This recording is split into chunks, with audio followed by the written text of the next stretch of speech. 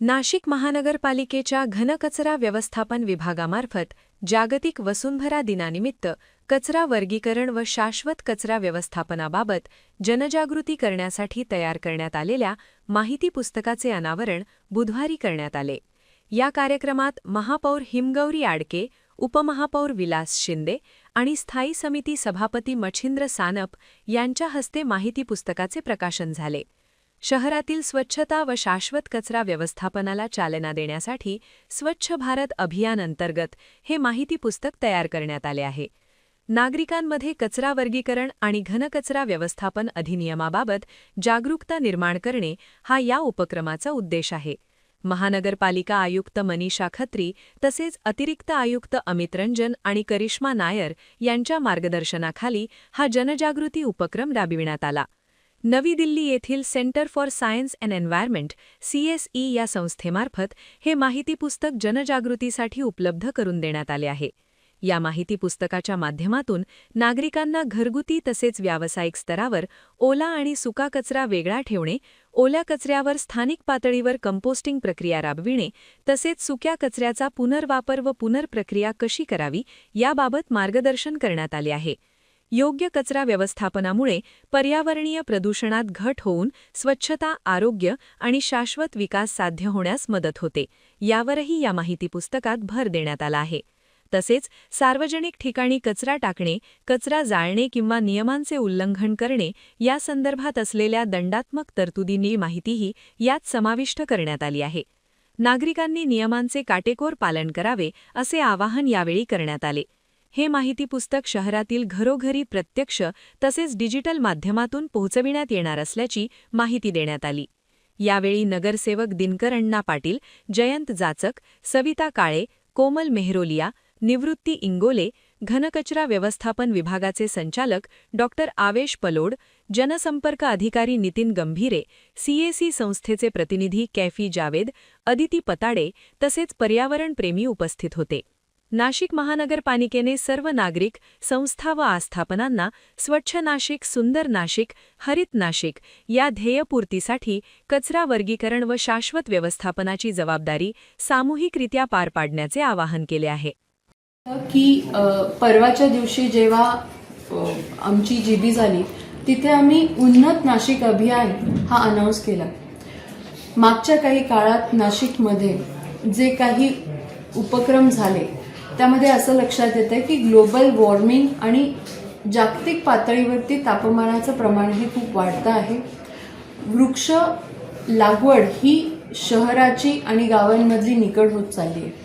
त्यामुळे त्या दृष्टीने स्वच्छ, सुंदर आणि हरित नाशिक कसं राहावं यावरती उन्नत नाशिक म्हणून प्रोग्राम आम्ही जाहीर केलेला आहे आणि त्यामध्ये त्याची एक SOP कशा पद्धतीने आपण करायचं आहे त्यात लोकप्रतिनिधींचा आणि नागरिकांचा सहभाग असणार आहे। आम्ही एक Google फॉर्म तयार करतोय ज्यामध्ये भूप्रहरी म्हणून आपण रजिस्टर करायचं आहे।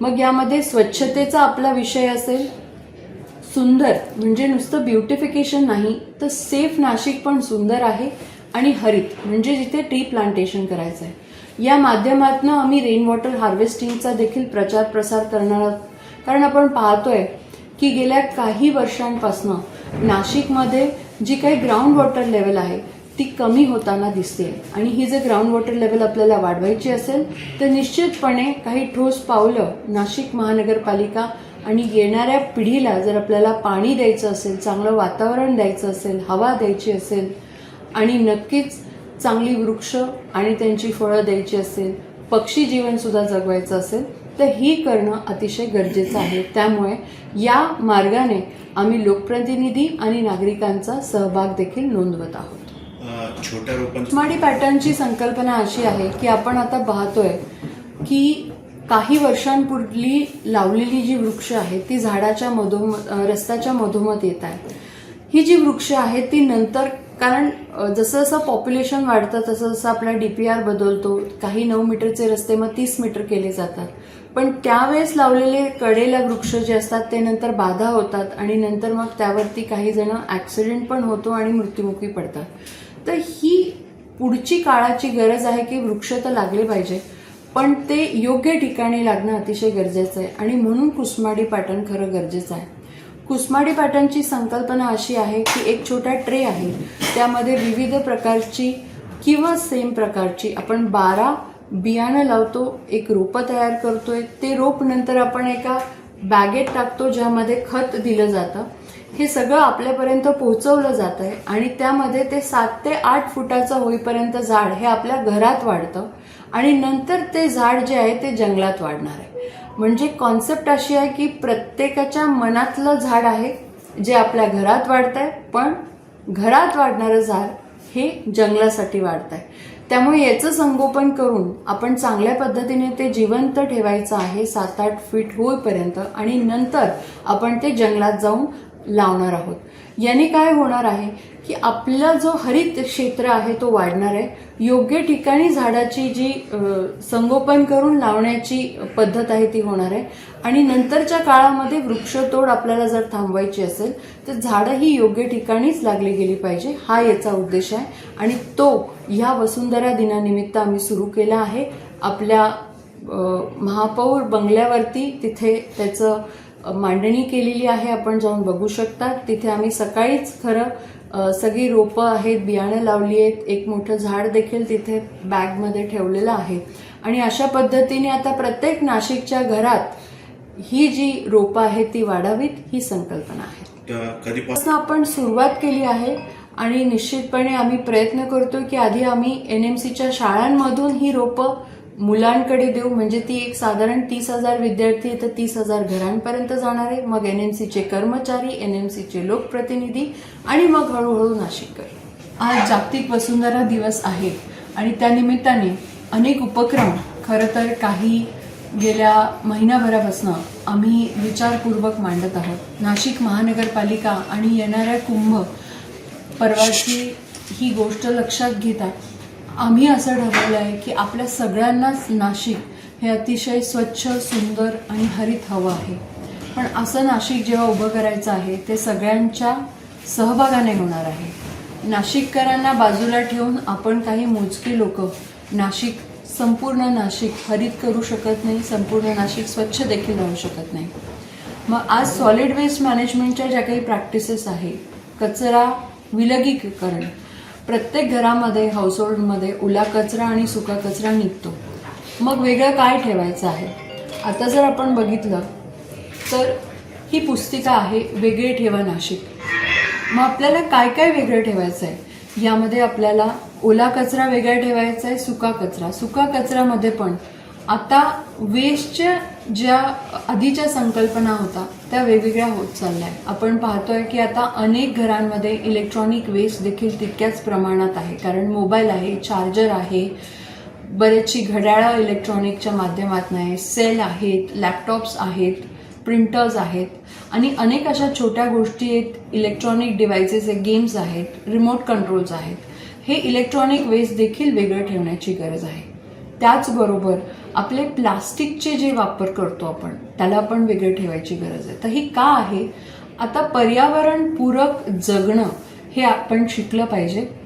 जेव्हा आपण एखादी प्लास्टिकची वस्तू वापरतो तर रियूज आणि रिसायकल त्याचा झाला पाहिजे. आपण म्हणतो दंडात्मक कारवाई का करायला हवी?